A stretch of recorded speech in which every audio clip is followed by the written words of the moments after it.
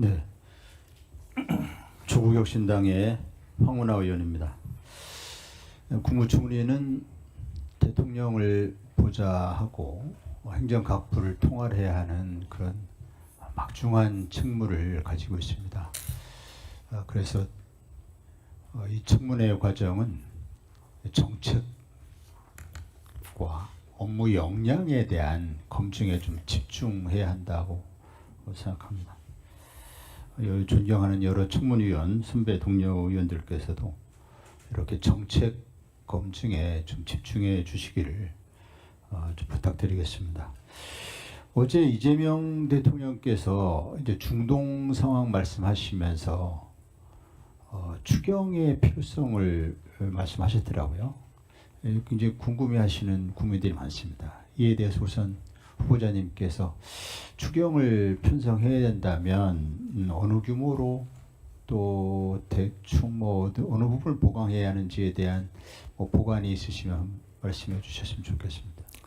그 부분은 현재 정부 차원에서 논의를 하고 준비를 할 사안이기 때문에 제가 현재 지명자로 청문회를 하고 있는 입장에서 말씀드리는 것은 좀 그런 것 같고요. 다만 두 가지만 말씀드리자 하면 중동 상황 때문에 또는 그 이후에 더 가중적인 요구가 있습니다만은 그것과 별개로라도 코로나에 이어서 내란까지 가중된 어떤 민생의 어려움 때문에 추경 문제는 계속 제기돼 왔지 않습니까? 그래서 긴급한 소비 진작, 소비 지원 또는 어떤 이후에 경제에 다시 재도약을 위한 투자 이런 등등을 종합해서 추경의 필요성이 제기돼 왔고 대략 20조에서 30조 원 입장은 다릅니다만 그런 논의가 있다가 최근에 30조 원 수준으로 논의가 모여지고 있는 것으로 알고 있고 그와 관련해서는 보수와 진보를 떠나서 공감대가 상당히 있는 것으로 그렇게 이해하고 있습니다. 네. 다음 국민의힘 의원들께서 여러 의혹들을 많이 말씀하셔서 사실 저는 의혹 관련해서는 말씀드리고 싶지 않았는데 또 한 가지만 좀 지금 짚고 넘어가겠습니다. 그 후보자님께서는 제가 이게 좀 검토를 해보니까 2002년 사건 굉장히 억울하셨을 것 같더라고요. 그게 그 서울시장 출마하면서 후원금을 받았는데 그 영수증 처리를 하지 않았다는 내용이더라고요. 네, 좀 억울하게 생각하지 않으세요? 뭐 제가 왜 그 사건이 일어났는지를 모르고 저를 부른 수사 검사가 얘기해 줬기 때문에 아는 건데 수사 검사는 정확하게 당시 표현하기를 재수 없다고 생각하십시오라고 이야기했기 때문에 뭐 저는 억울하게 생각합니다만은 다 받아들였던 일이고요. 다만 서울시장 선거 후보쯤 되는 경우 규모를 치룬 후보의 경우에 굉장히 많은 규모로 행해지는 영수증 발급에 책임을 진 경우는 제 외에는 없었던 것으로 기억하고 있고 아마 국민의힘 계열의 유사한 영수증 미발급으로 제기되었던 가운데 두 분인가가 무죄를 받은 것을 제가 알고 있습니다. 또 뭐 이런 영수증 처리는 사실 후원의 실무자들이 담당할 일이지 후보자 본인이 그걸 다 챙기기는 좀 어렵지 않습니까, 사실.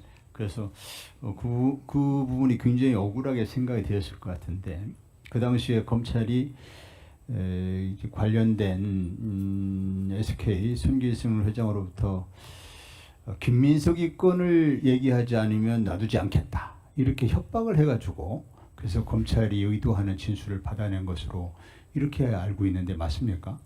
그 또한 제가 알 수 없는 일이고 저를 불렀던 수사 검사가 이야기해 준 일이기 때문에 저는 그렇게 알고 있고 그 이후에 그와 관련한 SK의 회장급 인물들이 우연히 만났을 때 유일하게 그간 기업인으로 활동을 하면서 정치권 인사에게 미안한 게 저였다라고 몇 사람이 있는 자리에서 이야기를 했고 사실은 그래서 이번 청문회를 통해서 그 관련됐던 기업인들도 또 당시의 수사검사도 불러서 이 자리에서 증인으로 채택돼서 증언을 했으면 하는 개인적 바람을 강하게 표명한 바가 있는데 결과적으로 이러저러한 과정 속에서 증인으로 나오지 않아서 저는 좀 아쉽게 생각하고 있습니다만, 최근에 그 사건으로부터 시작된 것이 그 이후 윤석열 씨 등이 관여된 정치검찰의 어떤 핵심 라인에 일관된 정치검찰의 일종의 조작 사건의 시작이었다라는 기사를 그렇죠. 보고 네. 제가 흥미롭게 그렇죠. 본 적이 있습니다. 네, 이른바 우검회라고 해서 이 우검에 소속된 검사들이 윤석열, 한동훈, 또 사진에 등장하지 않습니다만은 노무현 대통령 죽음을 몰아갔던 이인규 검사, 이제 또 조국 사냥에 앞장서 조국 사냥을 했던 윤석열, 또 이재명 대통령 구속을 시도했던 한동훈 등이 다 여기에 들어가 있습니다.